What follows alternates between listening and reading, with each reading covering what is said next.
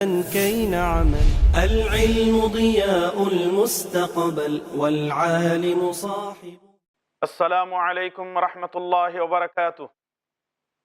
الحمد للہ رب العالمین والصلاة والسلام علی اشرف الانبیاء والمرسلین نبینا محمد وعلی آلہ وصحبہ اجمعین، اما بعد۔ اعوذ باللہ السمیع العلیم من الشیطان الرجیم من حمزہ ونفخہ ونفثہ۔ یا ایہا الذین آمنوا اتقوا اللہ حق تقاتہ ولا تموتن الا وانتم مسلمون۔ یا ایہا الناس اتقوا ربکم الذی خلقکم من نفس واحدہ وخلق منها زوجها وبث منہما رجالا کثیرا ونساء واتقوا اللہ الذی تساءلون به والارحام ان اللہ کان علیکم رقیبا۔ یا ایہا الذین آمنوا اتقوا اللہ وقولوا قولا سدیدا يصلح لكم أعمالكم ويغفر لكم ذنوبكم ومن يطع الله ورسوله فقد فاز فوزا عظيما۔ أعوذ بالله السميع العليم من الشيطان الرجيم۔ لقد كان لكم في رسول الله أسوة حسنة رب اشرح لي صدري ويسر لي أمري واحلل عقدة من لساني يفقهوا قولي سبحانك لا علم لنا إلا ما علمتنا إنك أنت العليم الحكيم ربی یسر ولا تعسر وتمم بالخیر۔ محترم ناظرین، علم و عمل کے موضوع پر سلسلہ وار دروس آپ کی خدمت میں پیش کیے جا رہے ہیں۔ عمل کے تعلق سے 3 شرائط آپ کے سامنے رکھی گئی تھیں۔ پہلی شرط ایمان، دوسری شرط اخلاص نیت، اور تیسری شرط ہے ہمارا ہر عمل نبی کریم صلی اللہ علیہ وسلم کے مطابق ہونا چاہیے۔ گزشتہ درس میں ہم نے یہ بات بیان فرمائی تھی کہ رسول اللہ صلی اللہ علیہ وسلم کی سنت پر عمل کرنے کے لیے جہاں محبت کی ضرورت ہوتی ہے تو وہیں رسول اللہ صلی اللہ علیہ وسلم کی تعلیمات پر بھی عمل کرنے کی سختی سے ضرورت ہوتی ہے۔ آج مسلم معاشرے کے اندر اگر ہم کسی سے سوال کریں کیا آپ کو پیارے نبی جناب محمد الرسول اللہ صلی اللہ علیہ وسلم سے محبت ہے، تو جواب یہ دیتے ہیں کہ ہاں، ہم تو پیارے نبی صلی اللہ علیہ وسلم سے بے پناہ محبت کرتے ہیں۔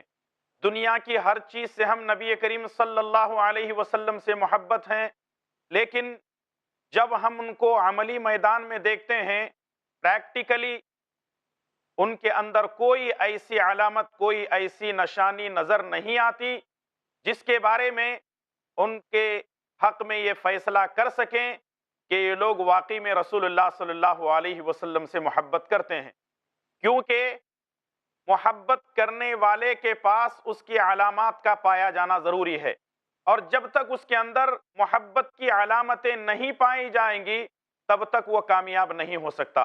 آج کے درس میں ہم یہ جاننے کی کوشش کریں گے کہ رسول اللہ صلی اللہ علیہ وسلم سے محبت کی علامتیں کیا ہیں، یعنی وہ شخص جو یہ کہتا ہے کہ مجھے پیارے نبی صلی اللہ علیہ وسلم سے محبت ہے تو وہ ان اصول کو سامنے رکھے کہ آیا میں رسول اللہ صلی اللہ علیہ وسلم سے محبت کا دعویٰ تو کر رہا ہوں، میرے اندر وہ علامتیں ہیں کہ نہیں۔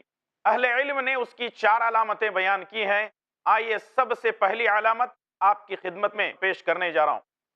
امام طبری رحمۃ اللہ علیہ نے اپنی تفسیر میں، اور علامہ ابن کثیر رحمہ اللہ نے تفسیر ابن کثیر میں اس واقعے کو صحیح سند کے ساتھ نقل کیا ہے کہ ایک شخص رسول اللہ صلی اللہ علیہ وسلم کی خدمت میں آیا۔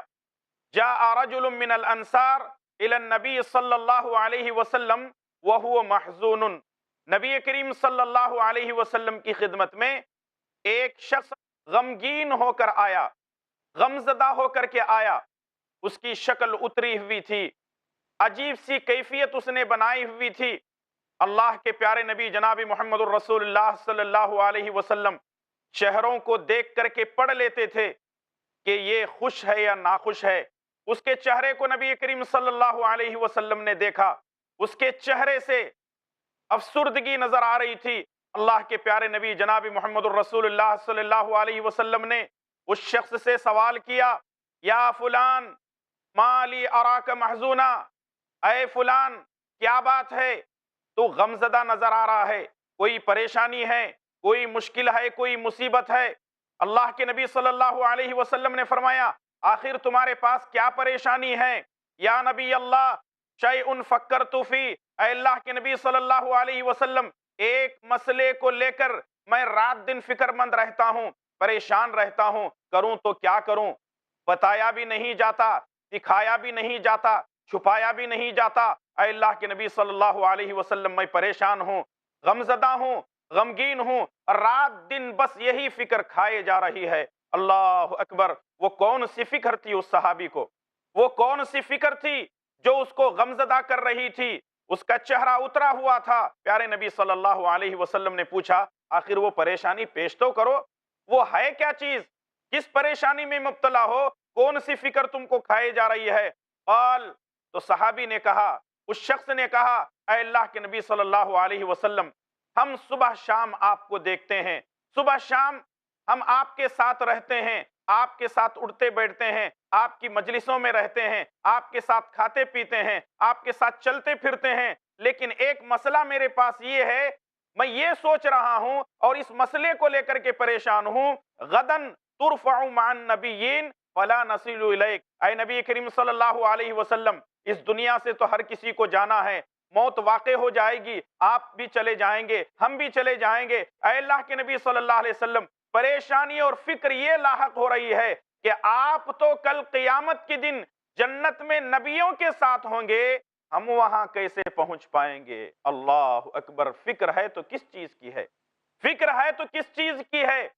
فکر یہ ہے کہ پیارے نبی جناب محمد الرسول اللہ صلی اللہ علیہ وسلم کی دیدار کی تمنا کرتے تھے، اور یہ پہلی علامت ہے محبت کی کہ آدمی کے اندر پیارے نبی جناب محمد الرسول اللہ صلی اللہ علیہ وسلم کے دیدار کی تمنا ہمیشہ ہونی چاہیے۔ صحابی رسول ہیں لیکن فکر ہے اور فکر کھائے جا رہی ہے۔ اے اللہ کے نبی صلی اللہ علیہ وسلم کل قیامت کے دن آپ جنت میں ہوں گے، نبیوں کے ساتھ ہوں گے، اعلیٰ مقام پہ ہوں گے، جنت الفردوس میں ہوں گے۔ میں یہ سوچ رہا ہوں، میں یہ فکر کر رہا ہوں کہ آخر میرا مقام کہاں ہوگا؟ پتہ نہیں کون سے مقام پر میں رہوں گا، کہاں رہوں گا، مجھے تو کوئی خبر نہیں ہے، لیکن آپ کے بارے میں یہ بات تو پکی ہے کہ آپ نبی ہیں، اللہ تعالیٰ کے پیغمبر ہیں، اللہ تبارک و تعالیٰ کے محبوب ہیں۔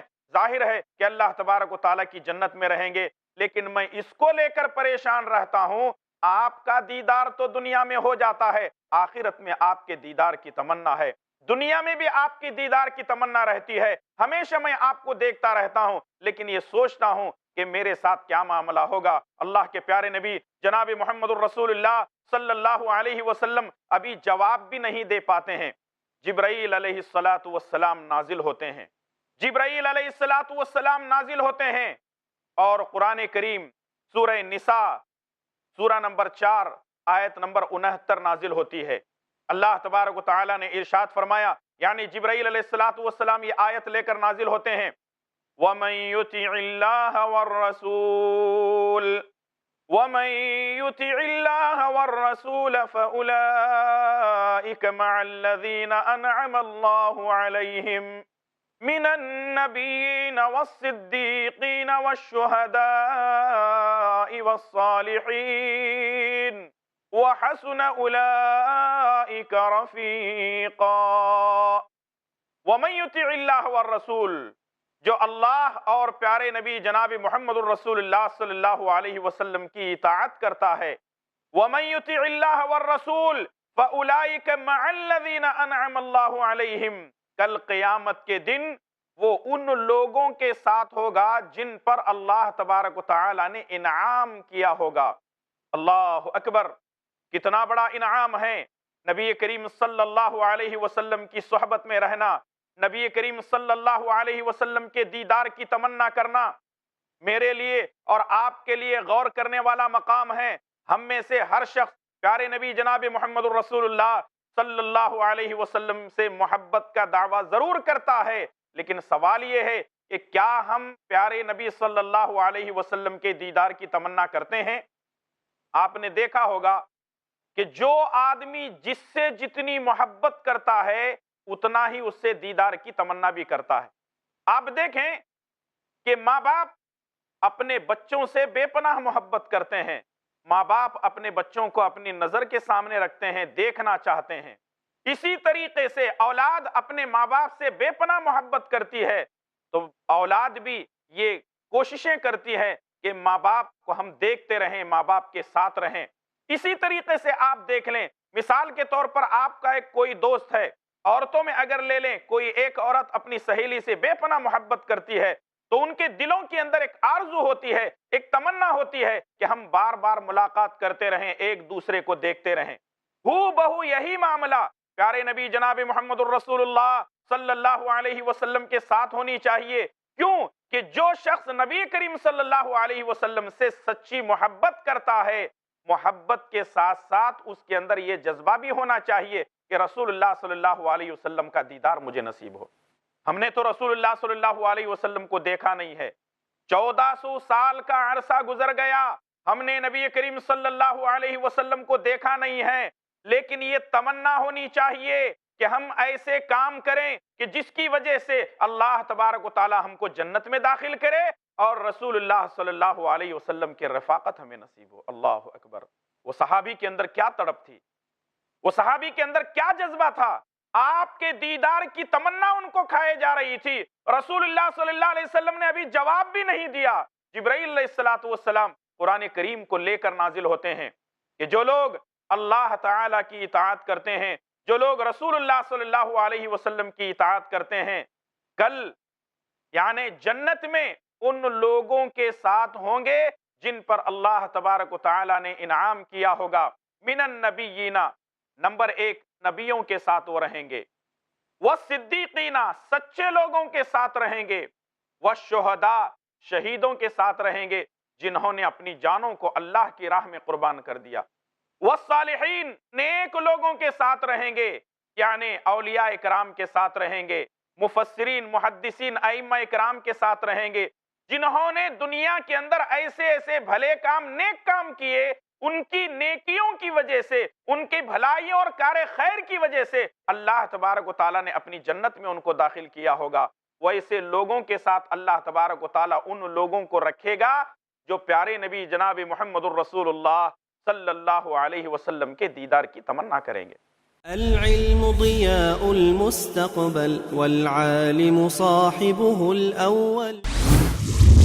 موت کی ہولناکیاں جانیے شیخ ابو البیان سے ان سارے سوالوں کے جواب قرآن و سنت کی روشنی میں ہر جمعرات دوپہر 3 بجے اور رات 9 بجے صرف i+ ٹی وی پر، بہتر زندگی کے لیے۔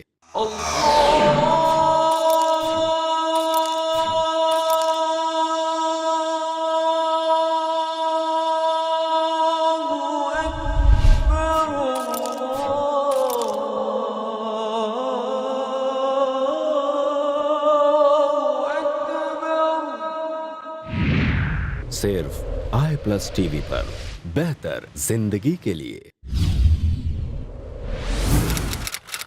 اپنے DTH اور کیبل آپریٹر سے آج ہی سمپرک کریں۔ Free to air. العلم ضياء المستقبل والعالم صاحبه الأول۔ معلوم کیا ہوا کہ ضرورت اس بات کی ہے کہ نبی کریم صلی اللہ علیہ وسلم کی سنتوں کو ہم اہمیت دیں، لیکن جو لوگ نبی کریم صلی اللہ علیہ وسلم کی سنتوں کی مخالفت کرتے ہیں، نبی کریم صلی اللہ علیہ وسلم کی سنتوں کو اہمیت نہیں دیتے، ان کو جان لینا چاہیے کہ اللہ تبارک و تعالیٰ ان کو کسی نہ کسی فتنے میں یا دردناک عذاب میں مبتلا کر سکتا ہے۔ یہ میں نہیں کہہ رہا ہوں، بلکہ آئیے قرآن کریم کی آیت آپ کے سامنے دلیل کے طور پر پیش کیے دیتا ہوں۔ سورہ نور، سورہ نمبر 24 آیت نمبر 63 میں اللہ تعالیٰ نے فرمایا فَلْيَحْذَرِ الَّذِينَ يُخَالِفُونَ عَنْ أَمْرِهِ أَن تُصِيبَهُمْ فِتْنَةٌ أَوْ يُصِيبَهُمْ عَذَابٌ أَلِيمٌ۔ جو لوگ محمد الرسول اللہ صلی اللہ علیہ وسلم کی مخالفت کرتے ہیں ان کو ڈرنا چاہیے، ان تصیبہم فتنہ، کہیں اللہ تبارک و تعالیٰ ان کو کسی فتنے میں نہ مبتلا کر دے، یا اگر وہ فتنے میں مبتلا نہ ہو سکے تو دردناک عذاب کا شکار ہو سکتے ہیں، ان کو بچنا چاہیے۔ علامہ ابن کثیر رحمۃ اللہ علیہ نے تفسیر ابن کثیر کے اندر یہ بات لکھی ہے کہ فتنے سے مراد کیا ہے؟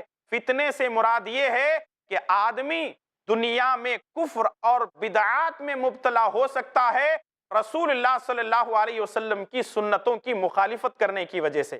اور عذاب علیم سے مراد یہ ہے کہ اس کا قتل ہو سکتا ہے، اس کو قید میں ڈالا جا سکتا ہے، اور بھی بہت ساری چیزیں اس کے ساتھ ہو سکتی ہیں. اسی لیے کبھی بھی رسول اللہ صلی اللہ علیہ وسلم کی سنت کی مخالفت نہ کریں، بلکہ پیارے نبی صلی اللہ علیہ وسلم کی سنتوں پر ساری زندگی عمل کرتے رہیں.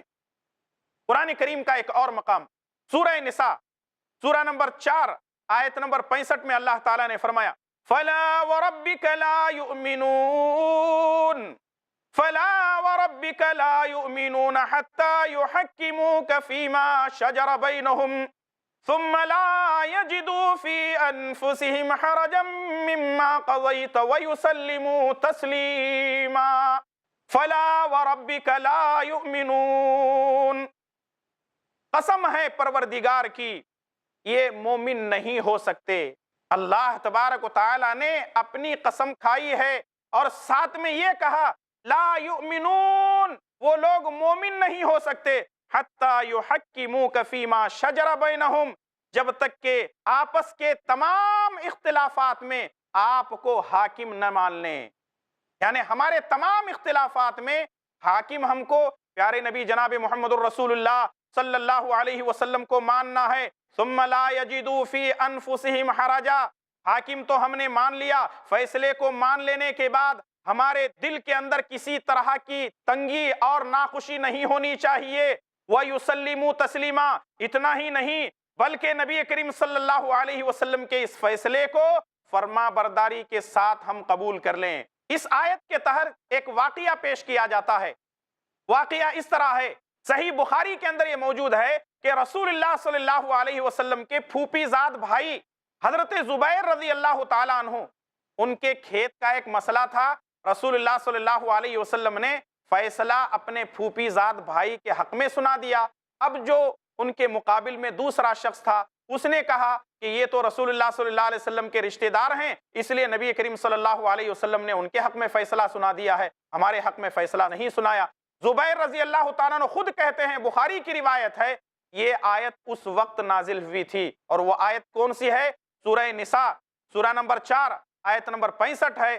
فَلَا وَرَبِّكَ لَا يُؤْمِنُونَ حَتَّى يُحَكِّمُوكَ فِي مَا شَجَرَ بَيْنَهُمْ ثُمَّ لَا يَجِدُوا فِي أَنفُسِهِمْ حَرَجًا مِمَّا قَضَيْتَ وَيُسَلِّمُوا تَسْلِيمًا. معلوم یہ ہوا کہ رسول اللہ صلی اللہ علیہ وسلم کی سنت کی مخالفت کا انجام بہت برا ہے. نبی کریم صلی اللہ علیہ وسلم کی سنت کی مخالفت کبھی بھی نہیں کرنی چاہیے.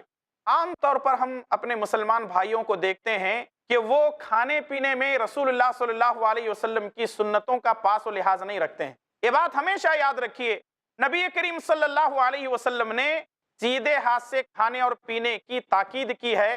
ایک آدمی کو آپ نے دیکھا کہ وہ بائیں ہاتھ سے کھا رہا ہے، تو نبی صلی اللہ علیہ وسلم نے کیا کہا؟ کل بیمینک، بھائی آپ بائیں ہاتھ سے نہیں، سیدھے ہاتھ سے کھائیے، داہنے ہاتھ سے کھائیے. عام طور پہ ہوتا ایسا ہے، ہمارے گھروں میں اگر کوئی بچہ بائیں ہاتھ سے کھا رہا ہو، اس کو روکا جائے اور کہا جائے کہ بیٹا بائیں ہاتھ سے نہیں دائیں ہاتھ سے کھاؤ، تو سب سے پہلے ماں باپ جو ہے چلا اٹھتے ہیں، ارے چھوٹا بچہ ہے رہنے دیجئے، ارے یہی وہ تربیت کا وقت ہے، لوہا گرم ہے ابھی اس کو سیدھا کر لو، اگر یہ لوہا ٹھنڈا ہو جائے گا تو اس کی تربیت کب کرو گے؟ بچے کو بچپن ہی میں تربیت کی جاتی ہے، کیا بڑھاپے میں آنے کے بعد یا وہ 60-70 کی عمر کو پہنچنے کے بعد آپ ان کی تربیت کریں گے؟ نہیں، بچپن ہی میں ان کو وہ عادت ڈالیے، وہ سیدھے ہاتھ سے کھائے، داہنے ہاتھ سے کھائے، داہنے ہاتھ سے پیے، ہر کام داہنے ہاتھ سے کرتا رہے. اور بائیں ہاتھ سے کرنے والے الگ ہیں، بائیں ہاتھ سے جو کام کیے جاتے ہیں وہ بالکل الگ ہیں. معلوم کیا ہوا؟ داہنے ہاتھ سے کھانا یہ نبی کی سنت ہے، آپ صلی اللہ علیہ وسلم نے اس کو روکا. یہ تو چھوٹے بچے کا معاملہ ہے، میں نے آپ کے سامنے پیش کیا. اگر بچے کو ہم ٹوکتے ہیں کہ بیٹا داہنے ہاتھ سے کھاؤ، تو ماں باپ سب سے پہلے چلا اڑتے ہیں، ابھی بچہ ہے رہنے دیجئے. اور کبھی ہم نے بڑوں کے ساتھ ایسا معاملہ کیا، بڑوں کے ساتھ اگر ہم نے ایکشن لیا، چاچا بائیں ہاتھ سے کھا پی رہے ہیں، تھوڑا سا داہنے ہاتھ سے کھا پی لو، تو اب بزرگ کہنے لگتے ہیں میرے سامنے کا تو بچہ ہے مجھ سے کہے گا، تیری اتنی ہمت؟ گھر والے بھی پیچھے پڑ جائیں گے، کہیں گے یہ کیا کر رہے ہو تم؟ چاچا کو ڈانٹ رہے ہو، دادا کو ڈانٹ رہے ہو، نانا کو ڈانٹ رہے ہو، تمہاری اتنی ہمت کیسے ہوگی؟ یاد رکھیں نبی کی بات کے سامنے کوئی بڑا نہیں ہوتا. اللہ اکبر, یہ چیز ہمارے اندر ہونی چاہیے. نبی کے قول و فعل کے سامنے کوئی بڑا نہیں, نبی کی بات کے سامنے سارے چھوٹے ہیں, نبی کی سنت کے سامنے سارے کے سارے چھوٹے ہیں. اگر بچے سے آپ کہیں, کہنے والوں کو آداب کا خیال رکھنا چاہیے, بچوں کو بچوں کے انداز سے کہیں, بزرگوں کو بزرگوں کے انداز سے کہیں, ورنہ اگر آپ بزرگ کا احترام نہ کرتے ہوئے ان کو ڈانٹنے لگیں گے, یہ بات بھی اچھی نہیں ہے. اور بچوں کا مسئلہ ایسا ہے, لاڑ اور پیار میں وہ ساری چیزوں کو سمجھ جاتے ہیں, سنبھلتے ہیں, ان کے ساتھ کبھی آپ سختی کرتے ہیں تب بھی کوئی بری بات نہیں ہے, اس لیے کہ نبی کریم صلی اللہ علیہ وسلم نے بچوں کے تعلق سے فرمایا اگر وہ 7 سال کے ہو جائیں تو ان کو نماز پڑھنے کا حکم دو, 10 سال کے ہو جائیں نماز نہ پڑھیں تو ان کو مارو. تو یہاں بچوں کے ساتھ تو سختی کرنے کا حکم ہے, لیکن بزرگوں کو خود خیال رکھنا چاہیے کہ ہم ہر کام نبی کریم صلی اللہ علیہ وسلم کی سنت کے مطابق کریں. معلوم یہ ہوا کہ نبی کی سنتوں پر عمل کرنے میں فائدے ہی فائدے ہیں. آج آپ نے سنا سنت کی اہمیت کیا ہے اور سنت پر عمل نہ کرنے والوں کا کیا انجام ہے. یہ تمام باتیں آپ کے سامنے آ چکی ہیں. مجھے امید ہے کہ بات آپ کو سمجھ میں آ گئی ہوگی. ضرورت اس بات کی ہے کہ ہم اپنی زندگی میں سنتوں پر عمل کریں, اور جب سارے مسلمان نبی کی سنتوں پر عمل کریں گے, ایک صالح معاشرہ تشکیل دینے میں ہم کو بہت ساری سہولتیں میسر ہو جائیں گی. اللہ تعالیٰ مجھے اور آپ تمام کو اور جمی مسلمانوں کو نبی کریم صلی اللہ علیہ وسلم کی سنتوں کا پاس و لحاظ رکھنے کی توفیق عطا فرمائے. آمین. وصلی اللہ علی نبی الکریم. والسلام علیکم ورحمۃ اللہ وبرکاتہ. العلم ضياء المستقبل والعالم صاحبه الأول والعالم يجعل دنيانا بالعلم سلاما كي نعمل. العلم ضياء المستقبل والعالم صاحبه الأول والعالم يجعل دنيانا بالعلم سلاما كي نعمل. علماء بني قومي عرفوا تحويل الصعب إلى الأسهل. خوشگوار زندگی گزارنے کی تمنا ہر دل میں ہوتی ہے, لیکن سب نہیں جانتے کیسے گزاری جاتی ہے خوشگوار زندگی. خوشگوار زندگی کے اصول جانیے شیخ رضا اللہ عبد الکریم مدنی سے. آج کی ٹینشن بھری زندگی میں اپنے آپ کو خوش رکھنے کے اسلامی اصول, ہر بدھ رات 8:30 بجے صرف i+TV پر. بہتر زندگی کے لیے.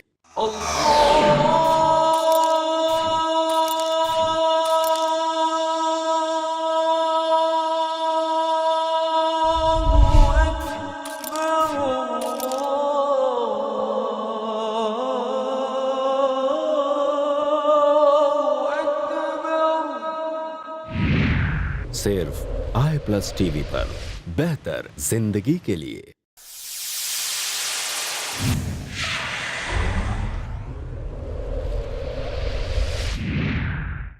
i+TV بہتر زندگی کے لیے.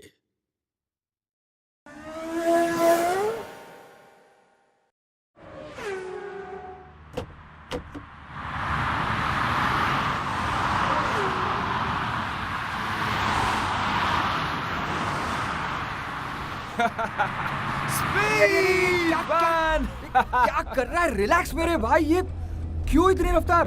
ارے یار تو اتنا ڈرتا ہے, مجھے نہیں معلوم تھا. یار ڈرنے ورنے کی بات نہیں ہے, پر یہ اتنی تیزی یہ اچھی بات نہیں ہوتی.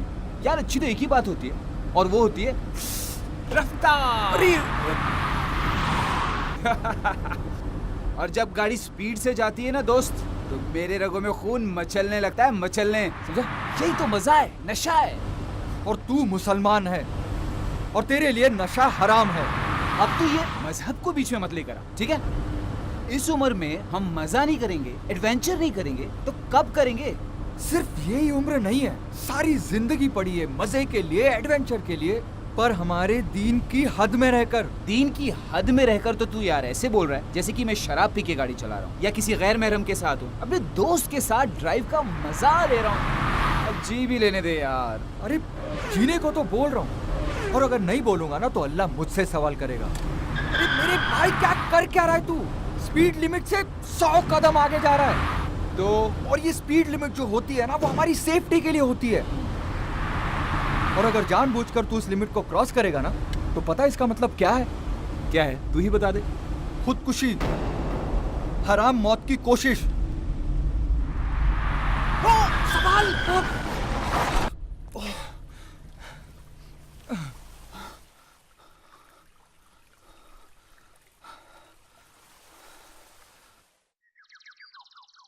अस्सलाम वालेकुम अब्बू।